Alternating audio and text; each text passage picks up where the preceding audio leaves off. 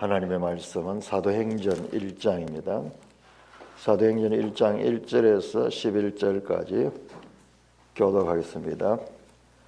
사도행전 1장 1절 데오빌로여, 내가 먼저 선 글에는 무릇 예수께서 행하시며 가르치시기를 시작하신부터 그와 택하신 사도들에게 성령으로 명하시고 순수한 살까지 명령하였노라. 그가 많은 고난을 받으신 후에 또한 그들에게 확실한 많은 증거로 친히 살아계심을 나타내사 40일 동안 그들에게 보이시며 하나님 나라의 일을 말씀하시니라. 사도와 함께 모여서 그들에게 구하여 이르시되 예루살렘에 들어가지 말고 내게 들어가라. 예루살렘에서 영접하시리라. 요한은 물로 세례를 베풀었으나 너희는 맨날이 못되어 성령으로 세례를 받으리라 하셨느니라. 그들이 모였을 때 예수께 여쭈어이르되 주께서 이스라엘을 회복하시니 인간이니까. 이르시되 때와 시기는 아버지께서 자기의 권한에 두셨으니 너희가 알 바 아니요. 오직 성령이 너희에게 임하시면 너희가 권능을 받고 예루살렘과 온 유대와 사마리아와 땅까지 이르러 내 증인이 되리라 하시니라. 이 말씀을 마치시고 그들이 보는데 올려서 가시니 구름이 그를 가리어 보이지 않게 하더라. 올라가실 때 제자들이 자세히 하늘을 쳐다보되 너희 사람이 연결되었어. 같이 이르되 갈릴리 사람들아 어찌하여 하늘을 쳐다보느냐. 너희 가운데 하늘로 올려주신 이 예수는 하늘로 가심을 본 그대로 오시리라 하였느니라. 지난 주일날 말씀드린 대로 우리가 이번 좀 기간에 틈을 내서 사도행전과 서신서들의 관계를 우리가 지난번에 이 부분을 제대로 하지 못했는데 마침 고린도 후서를 하면서 사도행전과 서신서의 관계를 직접 우리가 자세히 연결해서 살피는 것이 지금 요긴하다 하는 생각이 들어가지고 오늘 성경이 읽어지네 265쪽 사도행전을 읽으며 서신서들 연결하기. 그러니까 우리 신약 성경의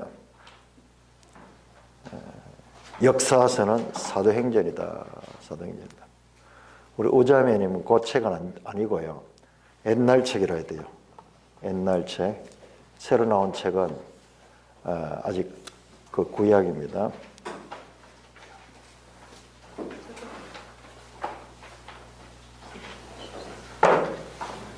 (265쪽) 제목 같이 읽습니다. 제목 1 시작. 사도행전을 읽으며 서신서들 연결하기.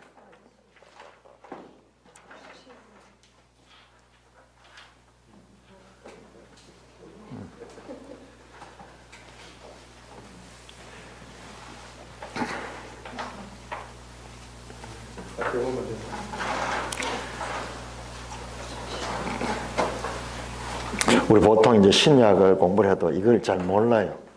이걸 잘 모르는데 사도행전과 서신서들, 신약은 복음서 그리고 사도행전, 나머지는 다 서신서들입니다. 나머지는 전부 로마서부터 시작해서 요한계시록도 교회에 보내는 서신 비슷한 거예요. 일곱 교회에 보내는 그 말씀들이요. 다 서신서라고 볼 수 있는데 그 신약의 제일 이 핵심 가르침들이 서신서들이 있는데 이 서신서는 전부 교회들에게 보내는 편지고 그다음에 목회자들에게 보내는 편지입니다. 그래서 사도행전과 밀접한 연관을 가지고 있다. 우리가 구약을 보면서 구약의 역사서인 사무엘서 또는 이 열왕기서와 구약의 선지자들을 시대를 연결해서 우리가 그걸 자세히 살펴봤는데요. 서신서들과 사도행전을 자세히 살펴보지를 못했습니다. 그래서 이것이 아주 필요하다 그걸 절감해서 다시 우리가 봅니다. 자, 265쪽 사도행전을 읽으면서 서신서 8개. 자, 사도행전은 크게 1부와 2부로 나눌 수 있다. 여러분들,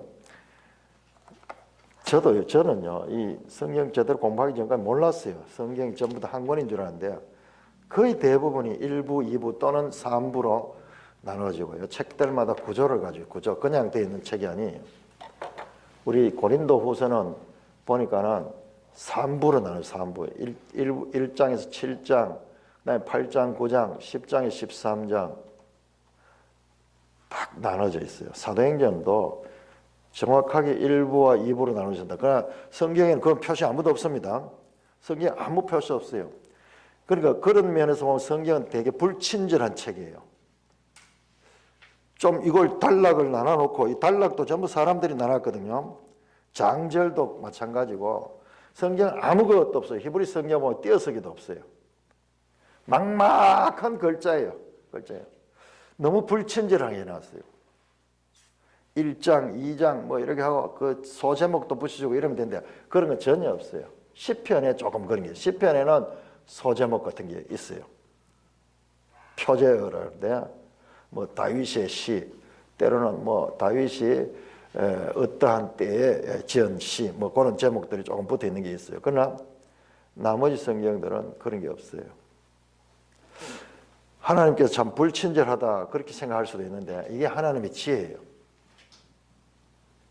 하나님께서 완벽하게 하나님의 말씀을 주셨지만은 이것을 찾아서 읽고 분석하고 나누고 이것을 연구하고 이것을 자기 것으로 만드는 건 사람의 책임이에요. 그냥 먹기 좋도록 입에 그렇게 넣어주지 않습니다. 그래서 금을 찾듯이 은을 찾듯이 감추인 보화를 찾듯이 찾는 그 노력이 있어요. 노력. 그런데 이게 보통 책도 아니고 우리가 생명이 영원한 생명이냐 영원한 멸망이냐를 나누는 그와 같은 말씀이 들어있는 책인데 거기에 우리의 사람들의 노력이 있어야 됩니다. 그렇지 않고는요 이 세상에 짧은 시간 동안 우리가 좀 편리하게 살고 또는 좀 좋은 대우를 받기 위해서 공부하는데도 우리가 얼마나 힘써서 하는데 하물며 하나님의 말씀에 대해서. 그런데 우리는 참 유리한 게 우리 앞선 세대들이 계속 성경을 연구를 했어요. 그래서 많은 부분을 정리해 놨습니다. 대체로 맞는 내용들이 많고요. 때로는 부족한 앞선 연구들이 있어요. 그런 거는 우리가 또 보완시켜 나가면서 발전시켜 나갑니다. 그래서 사도행전 1부는 1장에서 12장까지 초대교회 시작부터 해서 이 베드로가 사역하는 12장 그리고 12장에 사도 바울이 등장해요.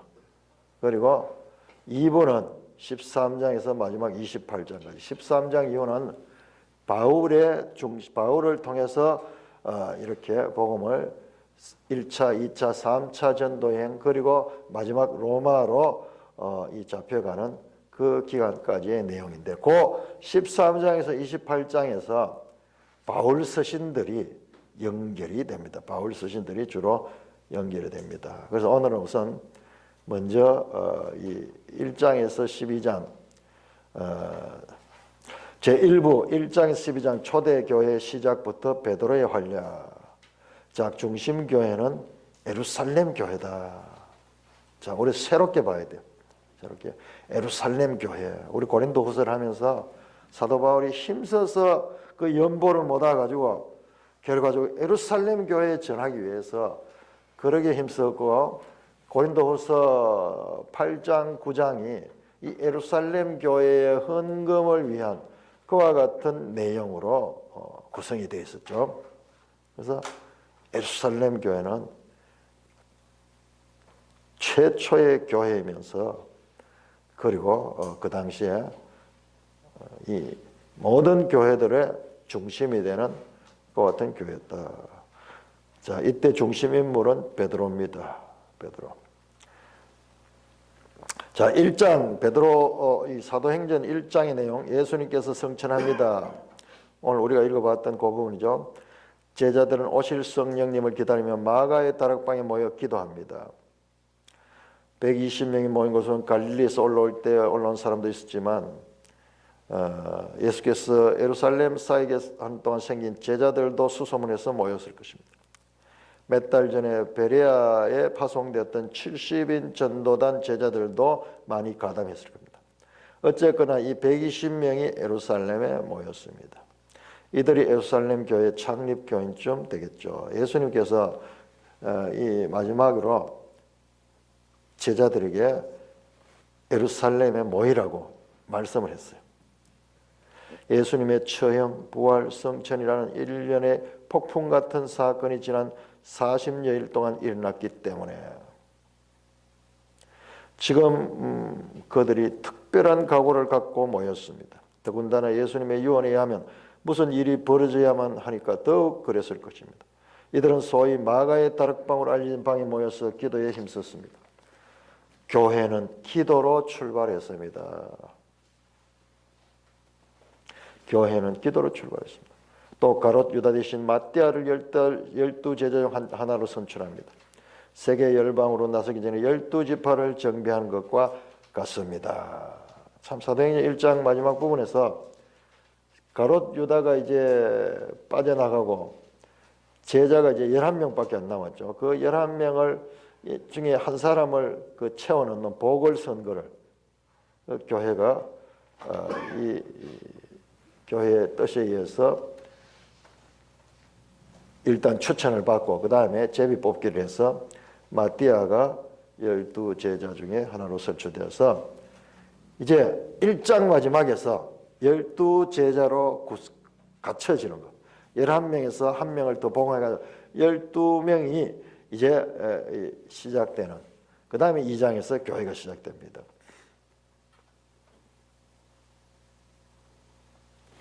2장입니다. 2장 새로운 뷰 포인트.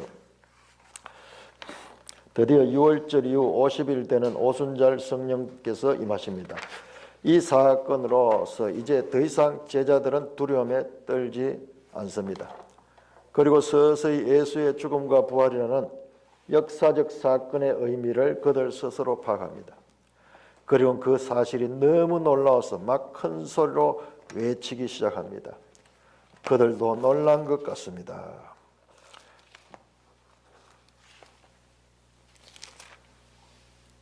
특히 베드로는 50여일 전에 일어났던 예수님의 십자가 처형 사건을 스스로 해석하기 시작합니다. 우리 복음서 보면 베드로는 마지막에 예수님이 이 십자가에 처형될 그 무렵에 참 부끄러운 그런 행동을 했죠. 그런데 부활하신 예수님이 베드로를 찾아와가지고 베드로에게 내 양을 치라 그렇게 말씀하셨습니다. 그 2장에서 베드로가 이제 등장해서 베드로가 설교를 하는데 특히 베드로는 50일 전에 일어났던 예수님의 십자가의 처형 사건을 스스로 해석하기 시작했습니다. 자, 우리 여기서 아주 중요한 것을 알게 되는데요. 사도들의 역할이 뭔가? 자, 예수님께서 그 구속 사역을 다 이루었습니다. 성취했습니다. 여기 알고 보면 여기 새 언약이에요. 새 언약. 새 언약.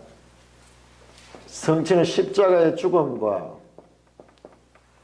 끝나고 그 다음에 부활하셨죠. 부활도 끝나고 지금 성천하셨죠. 성천하셨고 이제 뒤에 나온 내용 보면은 보좌 우편에 보좌에 계시다가 아직까지 한 가지가 덜 돼서 뭐가 덜 됐을까요? 아직까지 예수님의 사역 가운데 지금 한 가지가 덜 돼서 예? 자, 성령을 보내주시면 성령을 보내. 그러니까 2장에서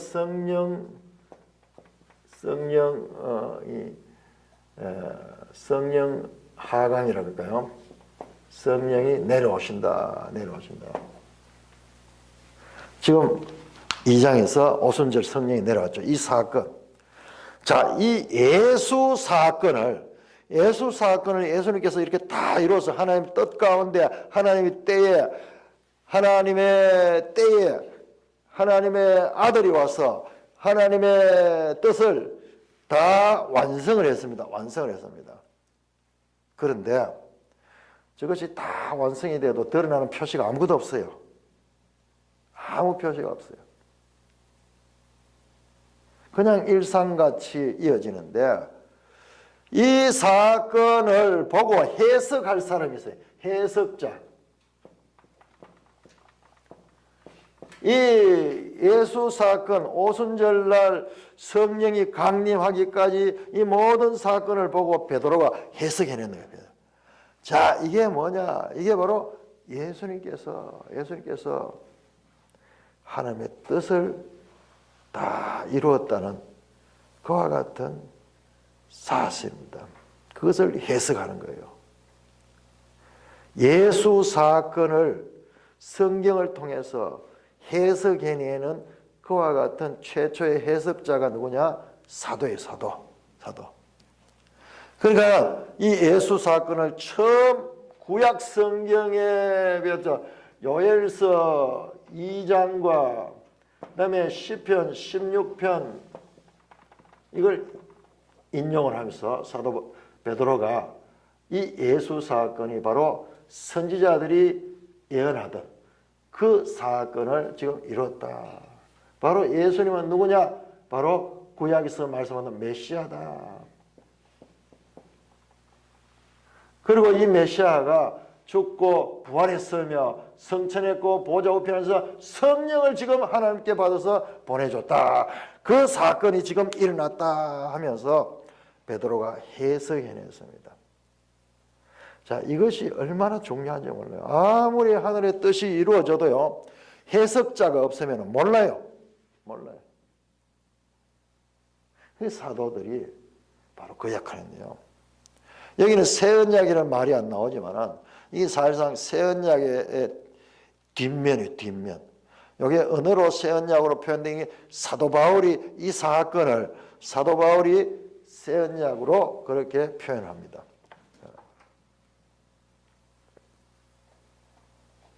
그 두 증인이에요. 두 증인. 예수 사건을 먼저 베드로와 그리고 바울 이 두 사람이 이 예수 사건을 해석을 해냅니다. 구약에 예언되어 있는 다윗의 시편과 매치되면서 깨달음이 온 것입니다. 오순절 성령 강림으로 각 나라 사람의 방언으로 동시 통역으로 들리게 되자 그것이 요엘서에 기록되어 있는 말씀이 이루어진 것이라는 사실도 깨닫게 됩니다. 엠마오로 가는 두 제자에게 부활과 관련해서 구약을 풀어 설명해 주신 예수님의 방법론을 터득한 것 같습니다. 누가복음 24장에 보면 예수님께서 그 엠마오로 가는 두 제자뿐만 아니라 다른 제자들에게도 자신이 구약의 모세와 선지자들과 시편이 기록이 자신을 가리킨 것이라고 그렇게 설명했어요. 그렇게 가르쳤어요. 그 예수님의 방법론으로 지금 베드로가 예수 사건을 해석합니다. 그러니까 예수님이 부활하셔서 그냥 아무것도 하시지 않은 것이고 그 부활하셔서 제자들의 성경을 가리키는 이 사건이 아주 중요한 사건인데 우리 그 부분을 전부 다 너무 소홀하게 보고 있어요. 누가복음 24장에서 예수님께서 모세의 글들과 선지자의 글들과 시편에 나를 가리켜 기록한 것이 이루어져야 하리라 한 것이 이것이라 하면서 구약 성경을 가지고 자신을 설명을 해줬어요. 베드로가 지금 같은 방법이에요. 베드로. 예수님 사건을 구약의 선지자들을 걸고 시편을 통해서 바로 지금 선지자들의 말씀이 지금 성취된 것이라고 그렇게 설명합니다. 그때를 계기로 베드로가 배웠나 봅니다. 베드로는 구약을 해석하기 시작합니다. 마띠아를 뽑을 때도 가롯 유다가 죽은 것도 다 그렇게 해석합니다. 그리고 이 사실을 예루살렘 교회 성도들에게 아주 많이 얘기해 주었던 것 같습니다. 구약 성경이 응하는 묘미에 무릎을 치고 기뻐했을 것입니다.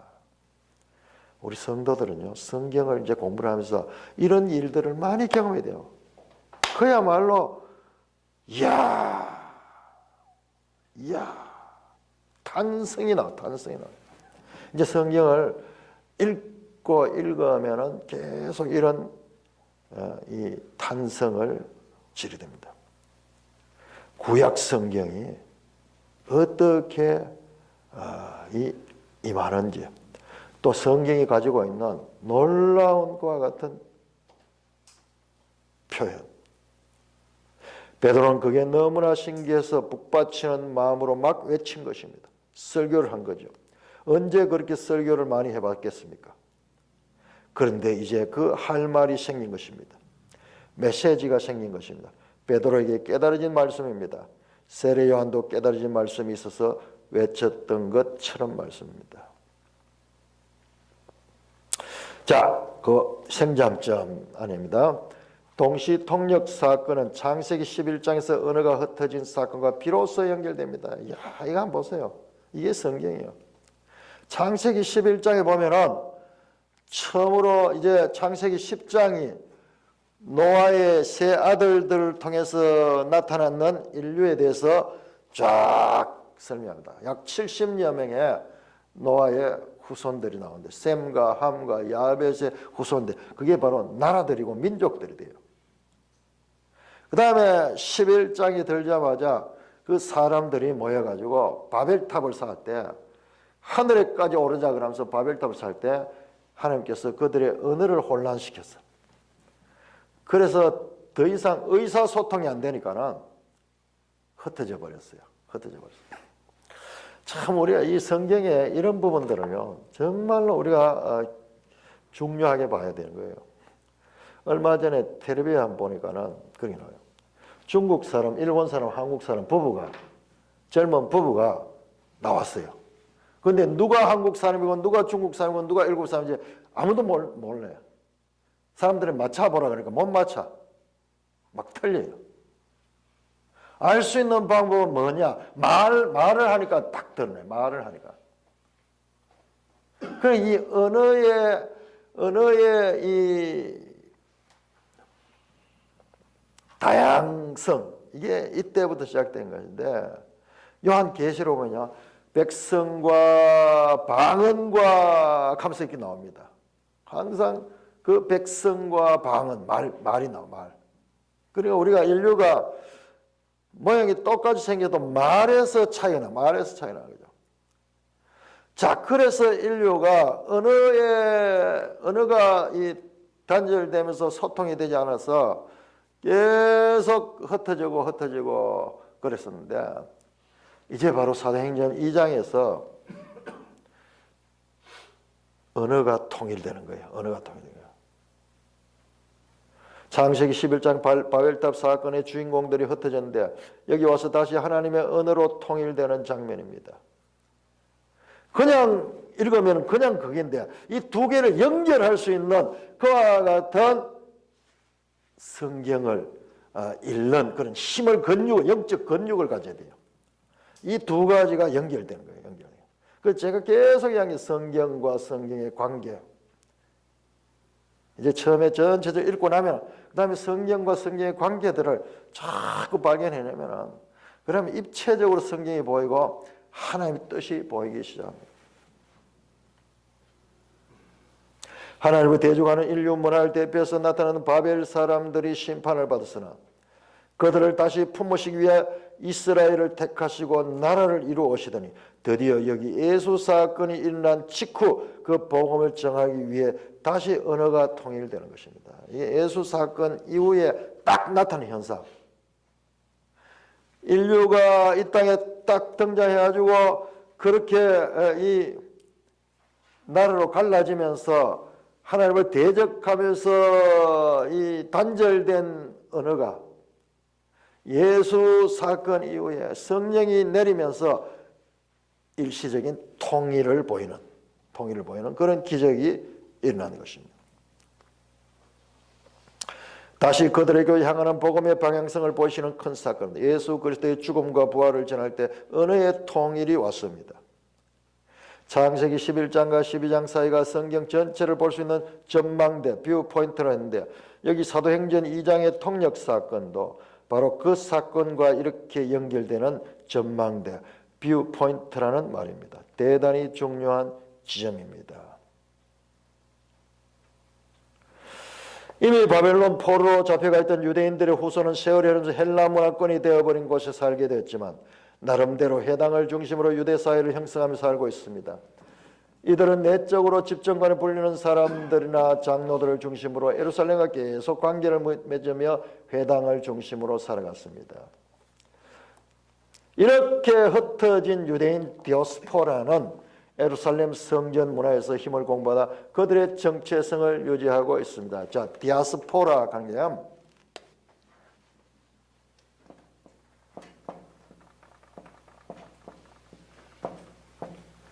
디아스포라 여기 H가 들어간대. 디아스포라 흩어진 유대인들 흩어진. 참 우리가 역사를 볼 때 구약 역사를 보니까는 이 하나님의 백성들을 가던 그 유대인들이 멸망하고 그 나라를 잊어버리고 그다음에 세계 각국으로 이렇게 흩어졌는데 그 흩어진 유대인들이 하나님의 사역에 또 중요한 그와 같은 기반을 마련하는 도구로 사용됩니다. 사도행전 2장에 여러 나라 사람들이 예루살렘에 와서 베드로의 이 설교를 들었는데 그때 모인 사람들이 디아스포라들.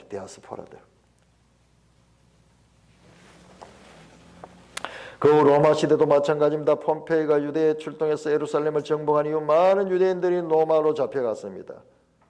마카비 왕조가 무너진 거예요. 유대인들이 전 세계에 막 계속 흩어졌는 거예요.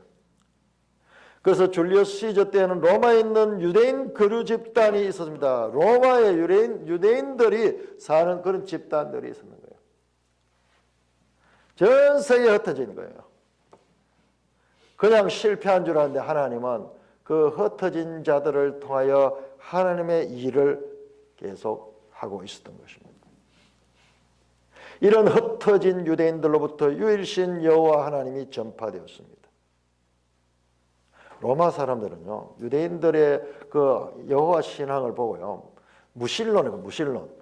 자기들은 전부 신이 다 모양이 있는데, 형상이 있는데, 이들은 형상이 없는 신을 믿는다 그러니까는 그게 도저히 이해 안 되는. 그래서 유대인들을 무신론자라고 그렇게 핍박하게 됐어요. 그 초대 교회에서 보면 그게 나와요. 자기들 기준으로 보니까는.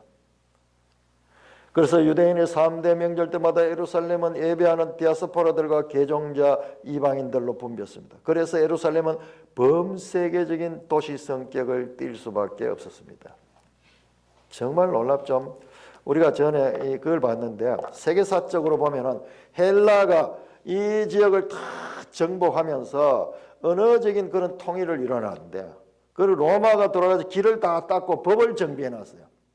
그런데 내부적으로는 유대인들이 다 흩어져 있다가 이렇게 예루살렘을 중심으로 절기 때마다 모여 있다가 또 흩어지면서 그와 같이 범세계적인 도시 성격을 띨 수 있었다는 겁니다. 약 50일 전 십자가에 처형됐던 예수 사건도 이들 디아스포를 통해 전 세계로 퍼져나가는데요. 이번에는 그 제자들이 나타나 예수 사건을 해석하는 설교를 하는 것입니다. 자, 하나님의 지혜는 이런 거예요. 사람으로서는 상상할 수 없는 그와 같은 일들을 하고 있는 거예요. 그러니까 로마서 같은 경우에는요, 로마에 교회가 있는 거예요. 바울은 아직 가지도 않았어요. 교회에다 편지를 보내는 거예요. 바울이 아니라 이미 그들 자생적으로 그게 교회가 생겨나 있었던 거예요.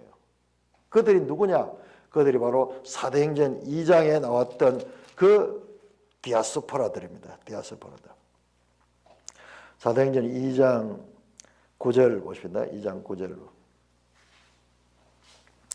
2장 9절 보면 10절에 보니까 나오네요. 로마로부터 온 나그네. 로마인들도 있어요. 로마인들. 자, 생장점입니다. 생장점 260쪽. 언어 영역. 그런데 자기네 나라 방언으로 들리는 겁니다. 여기 등장하는 지역을 예루살렘 기준으로 북동쪽으로 멀리서부터 시작합니다. 우리 지도 334쪽입니다. 지도 334쪽.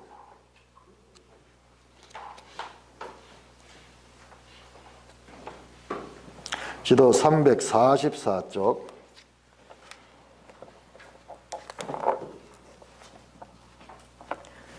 344쪽입니다.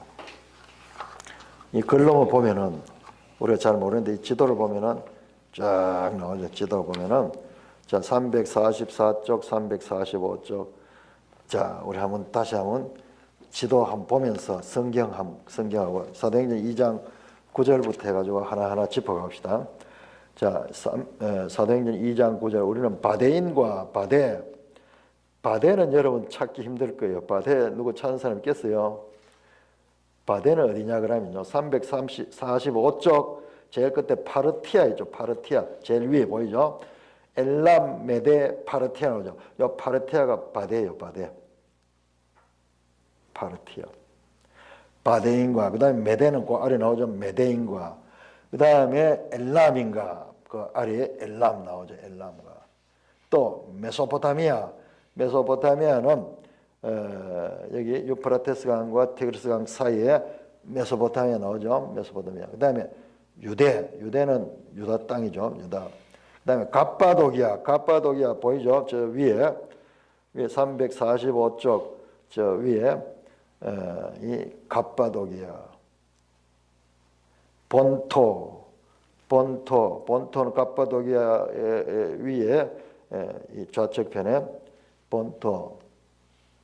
아시아가 바로 소아시아, 여기 에베소 교회에 있던 그 장소입니다.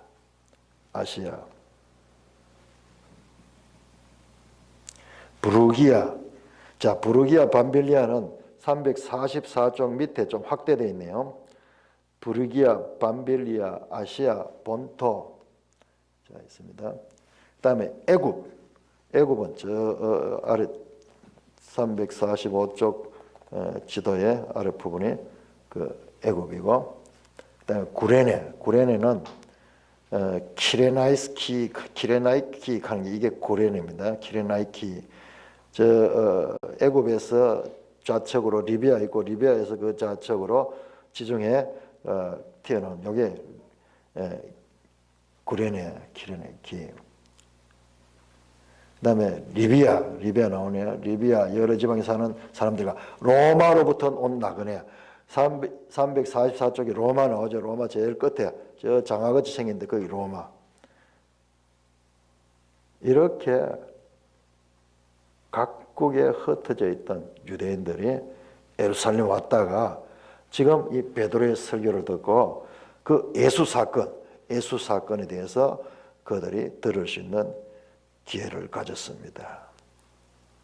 그 345쪽의 범례를 보면은 유대인들이 거주하는 도시 그러면서 주황색으로 그 동그라미 쳐놨는데 쫙 흩어져 있습니다. 쫙 흩어집니다.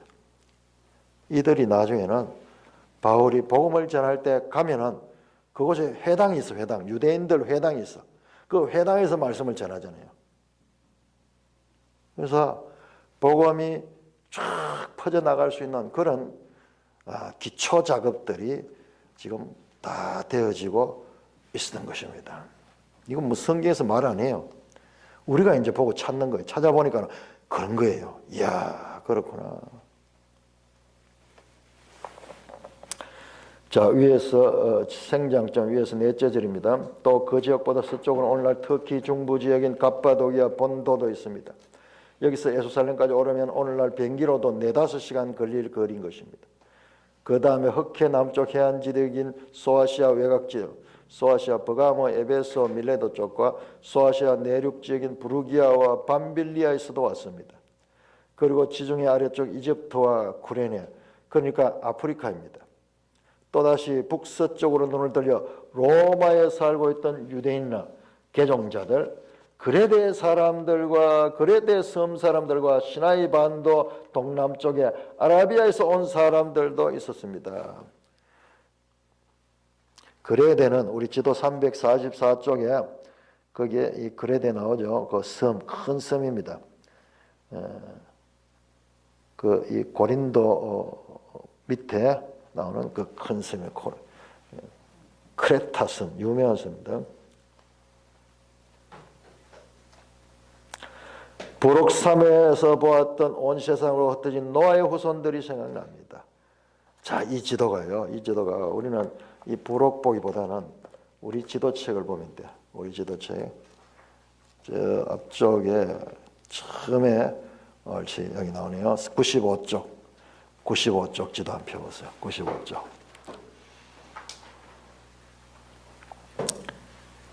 여기 같은 지역이에요. 같은 지역. 94쪽, 95쪽에 나오는 이게 뭐냐? 노아의 후손들. 창세기 10장에 나오는 노아의 후손들이 흩어진 거죠. 흩어져 있는. 그런데 지금 우리가 이 사도행전 2장에 그 이때 흩어져 있던 이 지역에서 사람들이 왔던 거예요. 그러니까 창세기 11장에 언어가 이 단절되는 그 사건, 바벨탑 사건과 그리고 창세기 10장에 온 민족들이 흩어지는 그 사건, 사도행전 2장에 와서 언어가 합쳐지고 그 다음에 흩어져 있던 민족들이 들어오는 요 두 개가 서로 마주보고 있는 거예요. 우리는 성경을 통해서 이 두 가지를 이렇게 볼 수 있는, 이 두 가지 눈을 볼 수 있는 거예요.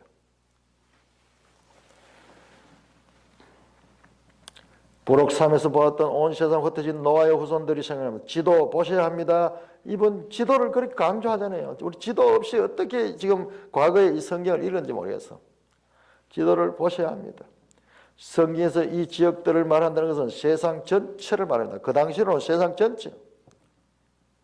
그런데 오늘 오순절에 모여든 사람들이 바로 그 지역 사람들입니다. 대단한 뷰 포인트입니다.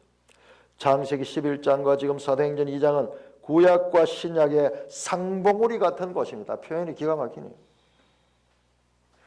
큰 시간적인 간격을 두고 있지만은 성경이 기록이 되어 있으니까 시간은 흘러갔지만 그 기록을 가지고 쫙 보니까 우리가 성경을 보니까 창세기 10장, 11장 그리고 사도행전 2장이 그 시간의 역사 가운데 상봉우리 같이 이루고 있는 그와 같은 풍경이 보이면서 두 봉우리가 한꺼번에 하나로 연결되는 장관이 펼쳐지는 지점입니다. 이게 우리 성경을 읽는 사람들만 가질 수 있는 그런 통찰력이에요. 통찰력. 사람이 쓴 책이 어떻게 이런 흉내라도 낼 수 있겠어요? 수천 년 간격을 두고 전혀 무관하게 이루어진 일인 줄 아는데 이게 하나님의 이 역사 가운데서는 통일감을 이루면서 그렇게 서로 평행을 이루는 그런 부분을 보게 되는 겁니다. 이게 이제 성경을 보는 거예요. 성경을 보는 거예요. 268쪽 지리 영역, 생장점 지리 영역. 이렇게 사도행전 서두 2장에서는 앞으로 펼쳐지게 될 사도행전의 지리 영역을 쭉 둘러칩니다. 앞으로 사도행전이 어떻게 진행될지 미리 지도를 보여요. 지금 요 344쪽에 일로 지금 복음 전파로 일로 여기 다 가는 여기다가. 왜 그 장소로 갔는가? 지금 보세요. 지금 우리 344쪽에 보면 고린도에 보세요. 고린도에 유대인 지금 정착 유대인 도시가 있잖아요. 빌립보에도 있고 데살로니가도 있네요. 그래 바울이 왜 빌립보를 가고 데살로니가를 갔는가? 거기에 유대인들 정착 지역이 있어서 거기를 거점으로 해서 그렇게 사역했다는 것도 우리 여기서 또 하나 힌트를 얻을 수 있네요. 전혀 없는 곳이 아니고 유대인들이 거주하는. 그럼 이 유대인들을 갖다 헬라파 유대인이고 헬라파 유대인이고 본토 히브리파 유대인이 아니고 전부 헬라 문화권에 있는 헬라파 유대인들을 갖다.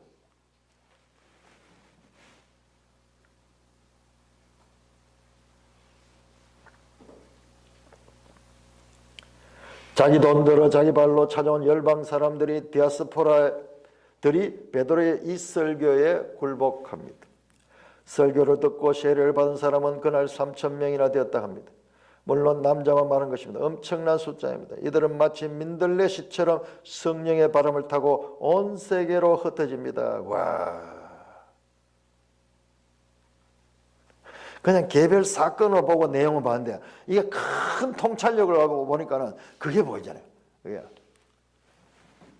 이 시들은 사도 바울이 이 지역을 돌아다니며 복음을 전할 때 길을 예비하는 사람들이 됩니다.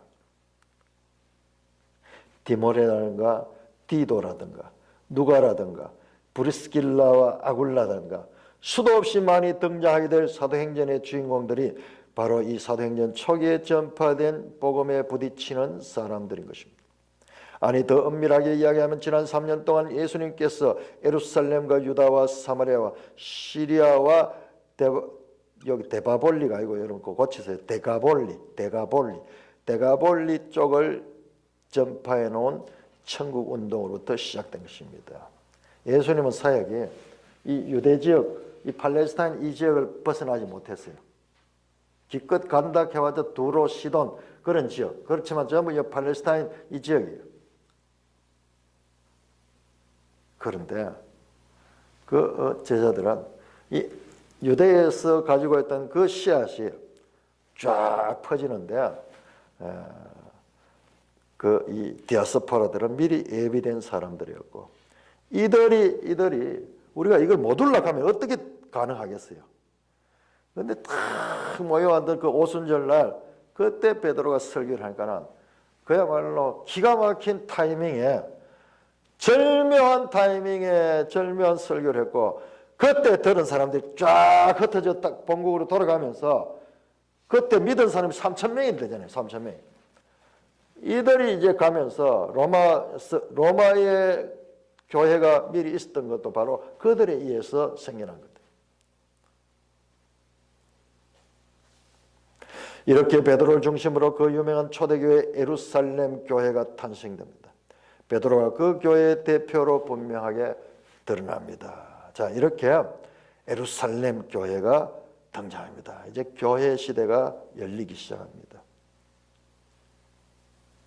자, 교회는 어떻게 출발했나? 성령과 더불어 시작이 됐다. 오순절 성령 강림과 교회의 탄생. 그래서 교회는 성령과 밀접한 관계를 가지고 있다. 제가 이번 주일날도 이 책을 가지고 계속 하려고 그랬는데 우리 이 성도들 가운데 계속 공부했는 분들은 괜찮은데 공부하지 않은 분들은 아직 기초가 전혀 안 된 분들이 있어. 그분들을 위해 가지고는 다시 이 복음 설교를 이번 주에 해야 되겠다 하는 그런 생각을 가졌어요.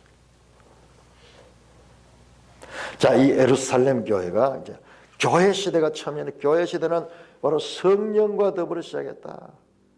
그러니 에레미야 31장 31절에 에레미야가 말한 그 새 언약 시대가 바로 교회 시대다. 이게 전부 같은 이야기인데 이걸 연합을 못 시키는 건 딴 이야기 같아요. 이게 바로 새 언약이 성취되는 것이고 새 언약은 성령 강림으로 말미암아 그리고 새 언약은 예수 사건, 예수의 죽으심과 부활과 성천과 보좌와 성령 강림을 통해서 이제 이루어졌고 그리고 이제 그 교회 시대가 고린도후서에서 사도 바울은 자신을 바로 이것을 해석하고 이것을 가르치는 새 언약의 일꾼이다 자기 자신을 그렇게 설명해요. 자, 3장 4장은 사도행전 3장 4장은 베드로가 이제 기적을 행하는 그런 장면들이죠. 그리고 남자가 5,000명 예수를 믿는 4장 4절, 그리고 베드로와 요한은 옥에 갇힙니다. 그러나 핍박을 통해 교회는 오히려 견고해진다. 처음 교회부터 시작해서 이와 같은 시련들이 있고, 그리고 놀라운 역사들이 있고, 다이나믹한 그와 같은 출발이 시작됩니다. 5장은 아나니아와 삽비라의 불미스러운 일이 일어나지만 교회는 오히려 정화되고 계속되는 박해입니다. 자, 여러분들요, 아나니아와 삽비라 사건하고 구약 성경에 연관되는 사건이 마치 이 창세기 11장의 바벨탑 사건과 사도행전 2장의 오순절 이 사건이 서로 짝을 이루듯이 이 아나니아 삽비라 사건과 짝을 이룰 만한 구약 사건이 뭐가 있겠어요?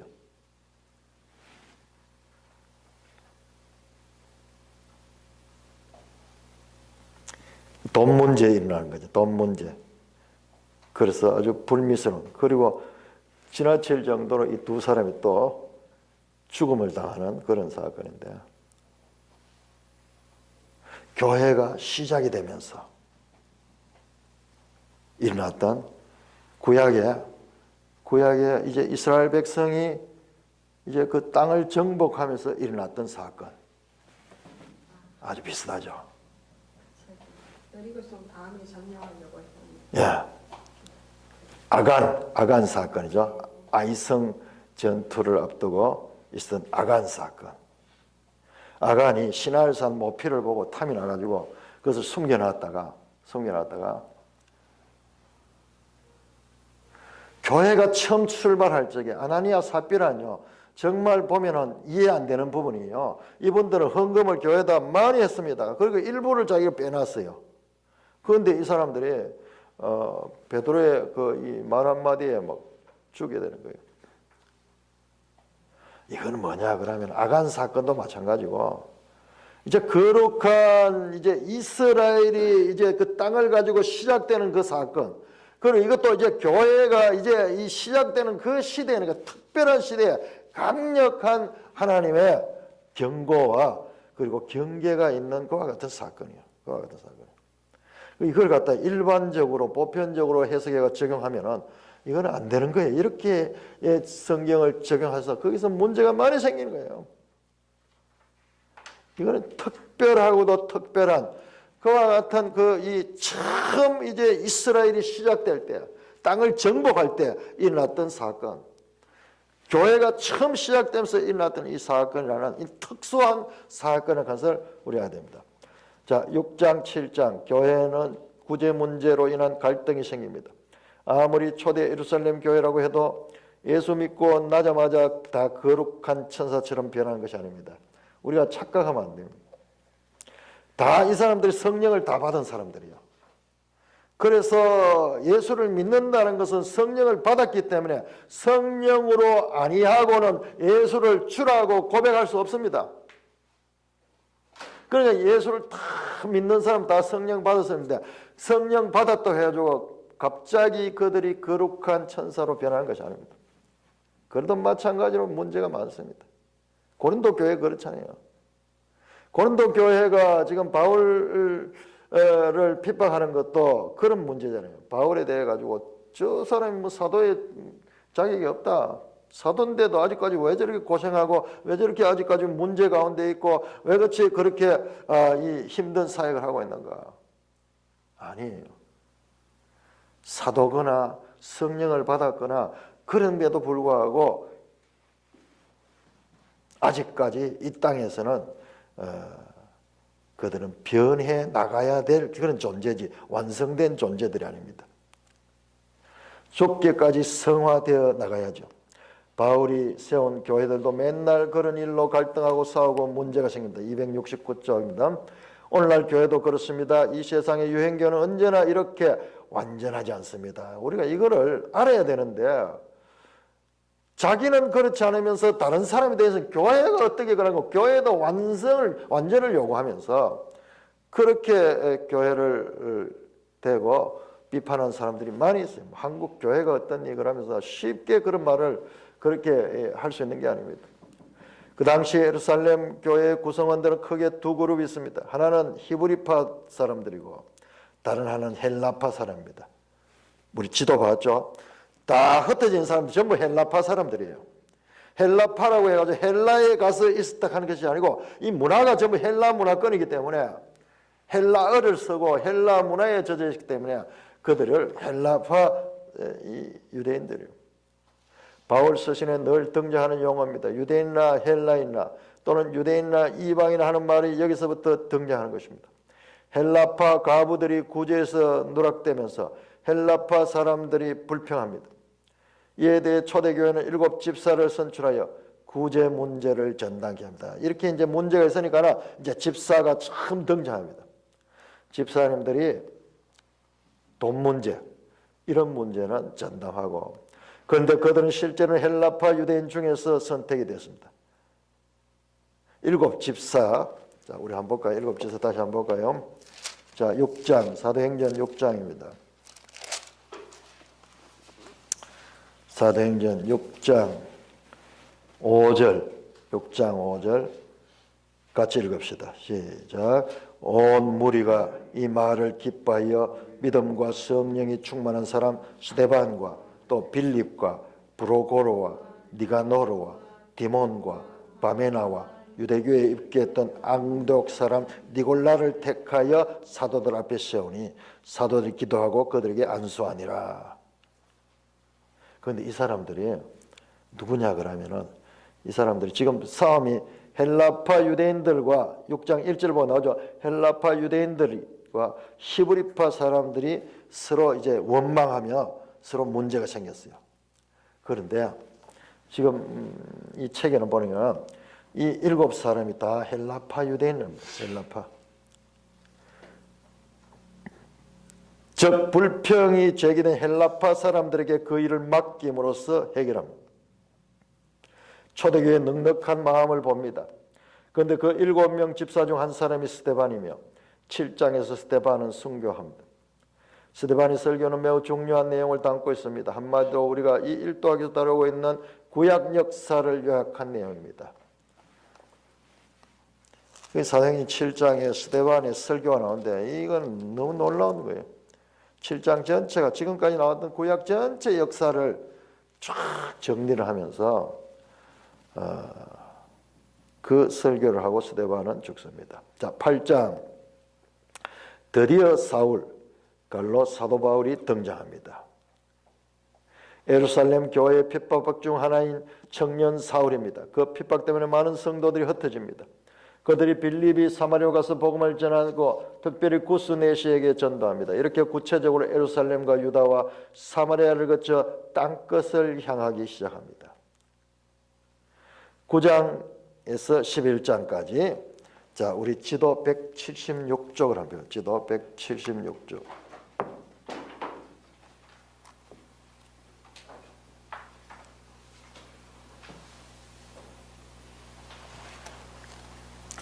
지도 276쪽이었다.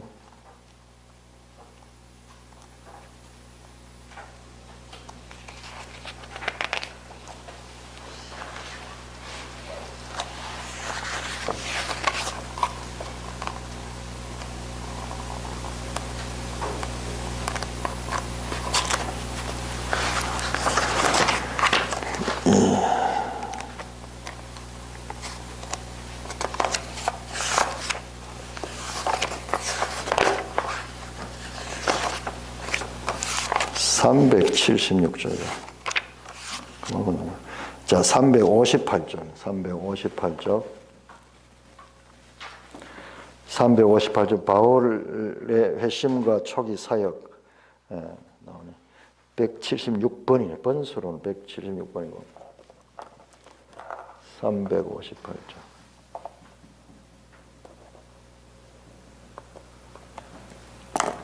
자, 그 지도에 보면은 나옵니다. 그 지도를 봐버리면 요 내용이 다 나옵니다. 지도 1번부터 볼까요?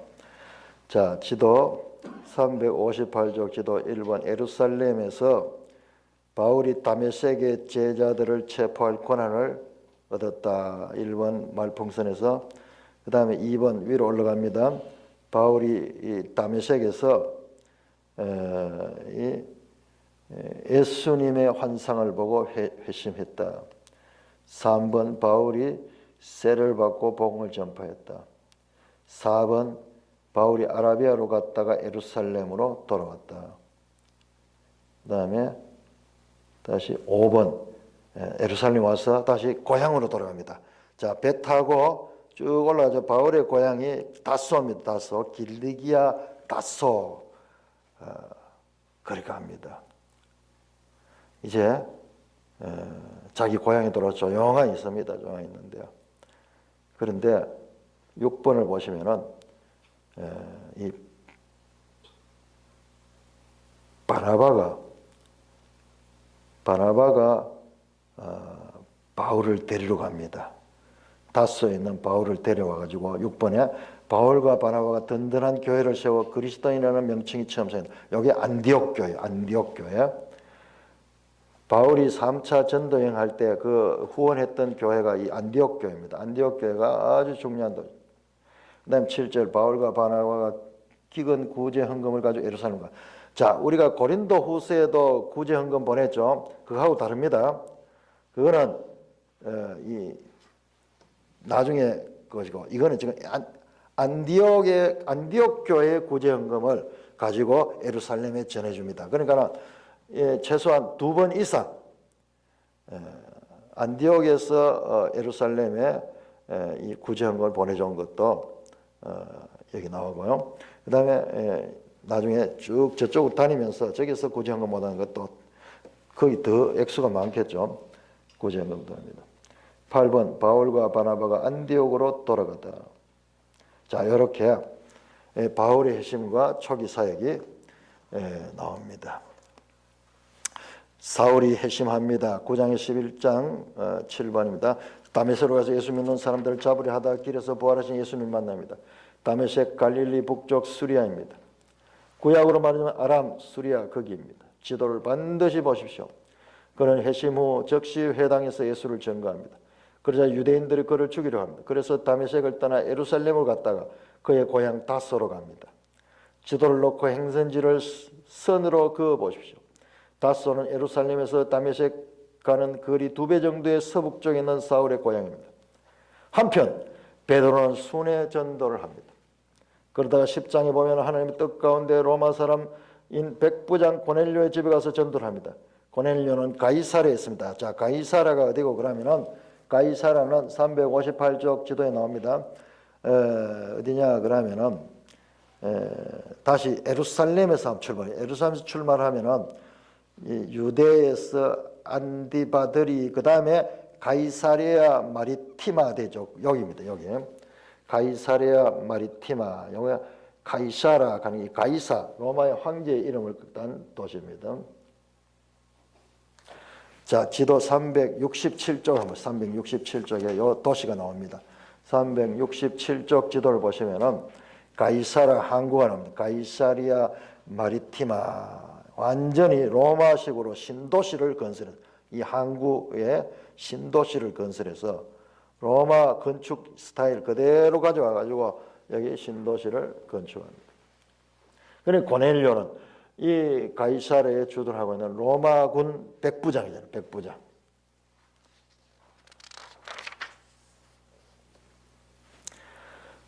자, 270쪽입니다. 성경 270쪽. 자, 이렇게 가이사라는 그 당시에 정치, 이 유대를 다스리는 로마 정치의 중심지입니다. 중심입니다. 자, 12장 8번입니다. 8번. 헤롯이 죽습니다. 이 헤롯은 밑에서 셋째 줄 보시면은 로마 황제 글라디오의 생일을 맞는 축제 경기에 참석했다가 복통으로 급사합니다. 이제 이후로 등장한 헤롯 왕은 아그리파 2세라는 사실을 기억합시다. 자, 이렇게 해서 12장까지가 일부가 끝이 나고 이제 13장부터는 제2부 사도 바울의 활약과 세워지는 이방인 교회들. 이게 이제 직접적으로 서신서들과 관계 있는 그와 같은 내용이 펼쳐지게 될 것입니다. 이 부분은 우리 다음 주에 한번 자세하게 살펴보도록 하겠습니다. 하나님 아버지 은혜를 감사합니다. 이렇게 우리가 사도행전을 다시 살펴보았습니다. 앞으로 또 이 사도행전과 이 서신서들의 관계가 어떻게 연결되는지 잘 연결시켜서 우리가 신약 성경의 짧은 서신서 내용이지만은 너무나 중요하고 그리고 오늘 우리 교회 시대에도 동일한 의미와 가치를 가지는 그 내용들을 살펴볼 수 있는 그와 같은 지혜와 총명을 주시고 하나님 원하시고 기뻐하시는 그와 같은 바른 교훈 위에 세워지는 교회가 될 수 있도록 인도하여 주시옵소서. 우리 주 예수 그리스도 이름으로 감사하며 기도드리옵나이다. 아멘.